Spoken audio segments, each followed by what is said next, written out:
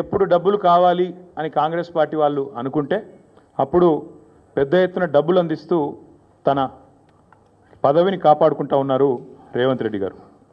ఇవాళ ఓటుకు నోటు జరిగినప్పుడేమో రేవంత్ రెడ్డి గారు ఒక ఎమ్మెల్యే, కానీ ఈరోజు ఈ రాష్ట్రానికి ముఖ్యమంత్రి. కాబట్టి యావత్ దేశం పరువు, యావత్ దేశం ముందు తెలంగాణ పరువు ఇవాళ తీసి పరువు పోగొట్టి నిజంగా తెలంగాణ ముఖ్యమంత్రి అంటే ఇట్లాంటి వ్యక్తి అనే పరిస్థితి ఇవాళ కనబడతా ఉన్నది. గతంలో యడ్యూరప్ప గారు కర్ణాటక ముఖ్యమంత్రిగా ఉన్నారు.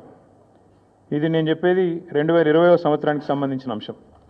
ఇది కాంగ్రెస్ పార్టీ యొక్క స్టేట్మెంట్. ఆ రోజు కాంగ్రెస్ పార్టీ ఆనాడు యడ్యూరప్ప గారు ముఖ్యమంత్రిగా కర్ణాటకలో ఉన్నప్పుడు మరి హౌసింగ్ స్కామ్లో ఈయన పాత్ర ఉంది అని వార్తలు వస్తే ఆ రోజు అక్కడి కాంగ్రెస్ నాయకులు చేసిన డిమాండ్ ఏంది అంటే మరి వెంటనే యడ్యూరప్ప గారు నిష్పక్షపాతంగా విచారణ జరగాలి అంటే రాజీనామా చేయాల్సిందే, ఇట్లాంటి వ్యక్తి ముఖ్యమంత్రిగా ఉంటే విచారణ ఎట్లా జరుగుతుంది అని చెప్పి ఆ రోజు అక్కడి కాంగ్రెస్ పార్టీ అధ్యక్షులు, ప్రదేశ్ కాంగ్రెస్ కమిటీ అధ్యక్షులు కర్ణాటకలో చేసిన డిమాండ్ చాలా వాళ్ళు చెప్పిన మాట. The Karnataka Congress on Thursday demanded that Karnataka Chief Minister B.S. Yediyurappa either resign or be sacked to ensure a fair investigation against him in 2019 corruption case. ఇది కర్ణాటక కాంగ్రెస్ మాట, నా మాట కాదు.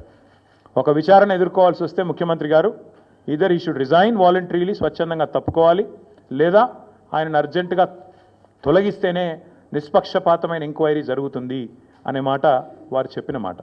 ఇవాళ మేమంటుంది కూడా అదే.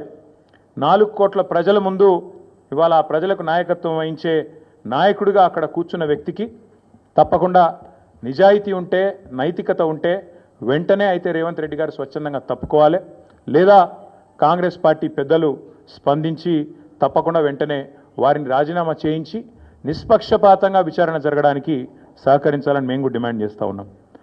రేవంత్ రెడ్డి గారు మాటల ముఖ్యమంత్రి కాదు, మూటల ముఖ్యమంత్రి అని మళ్ళొకసారి తేలిపోయింది దీంతో. ఎందుకంటే మూటలు మోసే పిసిసి అధ్యక్ష పదవి తెచ్చుకున్నారని వెంకటరెడ్డి గారు చెప్పారు.